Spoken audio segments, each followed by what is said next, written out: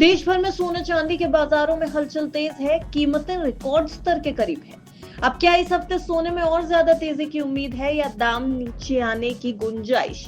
आम आदमी के लिए आखिर क्या है इस तेजी का मतलब? चलिए 28 जुलाई से शुरू होने वाले हफ्ते के लिए जान लेते हैं गोल्ड का पूरा आउटलुक। आने वाले हफ्ते में सोना किस तरह की चाल दिखाएगा, ये सब कुछ इस वीडियो में समझने की कोशिश करेंगे। दुनिया भर में गोल्ड की कीमतों में उतार चढ़ाव बना हुआ है। पिछले एक हफ्ते में सोने का भाव 1 लाख पार भी हो गया। जून में जो सोना $3,200 प्रति आउंस के पार था, अब 3,050 से $3,250 की रेंज में है। बड़े बैंक्स की अगर माने, जैसे कि सिटी और HSBC, वो कह रहे हैं कि ये साल खत्म होते होते ये $3,500 तक पहुंच सकता है। इसलिए माना जा रहा है कि गोल्ड अब भी निवेश के लिए एक अच्छा ऑप्शन जरूर बना हुआ है। वैसे अगर भारत में स्थिति देखी जाए तो MCX पर सोना 98,000 रुपए प्रति 10 ग्राम के आसपास है।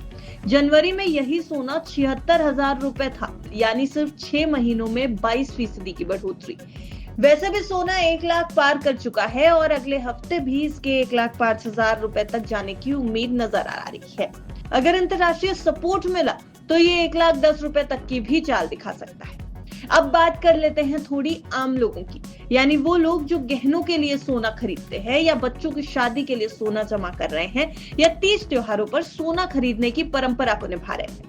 देखिए, अगर आप गहने की खरीदारी का प्लान बना रहे हैं तो आपको इस बारे में थोड़ा सोच विचार कर लेना चाहिए, क्योंकि उम्मीद की जा रही है कि सोने में अभी और तेजी आ सकती है, यानी आगे दाम और ज्यादा बढ़ सकते हैं।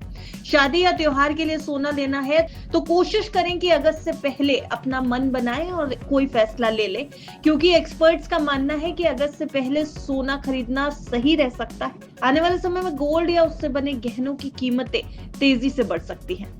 हालांकि जिनके पास पहले से गहने या गोल्ड पड़ा है उनके लिए ये समय काफी अच्छा माना जा रहा है, क्योंकि कीमतें इस समय रिकॉर्ड लेवल पर है। अगर एक्सपर्ट्स की माने तो क्वांट म्यूचुअल फंड के एनालिसिस के मुताबिक गोल्ड ने अपना टॉप मार लिया है और अब 12 से 15% तक की गिरावट भी मुमकिन हो सकती है।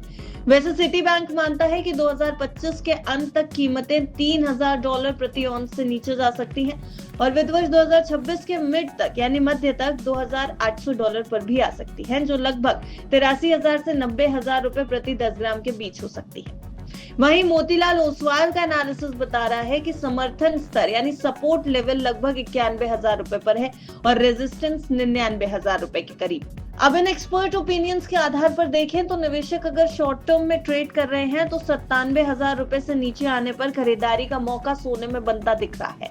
लॉन्ग टर्म निवेशक गोल्ड ETF के जरिए SIP भी शुरू कर सकते हैं। आप अपनी कुल इनकम का 10 से 15% सोने में रख सकते हैं, इससे पोर्टफोलियो में बैलेंस बना रहता है। ये एक्सपर्ट्स की राय है। इस हफ्ते अगर देखा जाए तो कीमतें 98,000 से 1,05,000 रुपए की रेंज में रहने की उम्मीद की जा रही है। अगर डॉलर कमजोर रहता है और विदेशी मांग बनी रहती है तो सोने का दाम ऊपर जा सकता है, लेकिन अमेरिका से अगर कोई भी नेगेटिव न्यूज आई या डॉलर की रिकवरी पर मुनाफा वसूली भी की जा सकती है, जिससे दाम गिरते हुए दिखाई देंगे। अब एक्सपर्ट ओपिनियन की माने तो ग्लोबल लेवल पर बढ़ते तनाव का असर गोल्ड की कीमतों पर दिखेगा। तो अगर आप आम खरीदार हैं तो सावधानी बरतनी और कॉशियस रहना बेहद जरूरी है।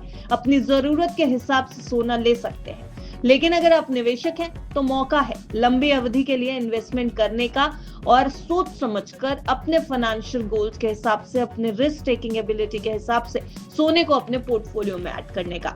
आप बताइए कि आप सोने को किस तरह से ले रहे हैं, खरीदार के रूप में या फिर निवेशक रूप में? कमेंट सेक्शन में अपना जवाब जरूर दीजिएगा। लेकिन जाते जाते जरूरी जानकारी, हमने ये रिपोर्ट महज आंकड़ों के आधार पर और एक्सपर्ट्स के एनालिसिस के आधार पर आपके सामने जानकारी के तौर पर रखी है। अगर आपको किसी भी एसेट क्लास में निवेश करना है तो अपने फाइनेंशियल एडवाइजर की राय एक बार जरूर ले लें। ब्यूरो रिपोर्ट, बिस्तर।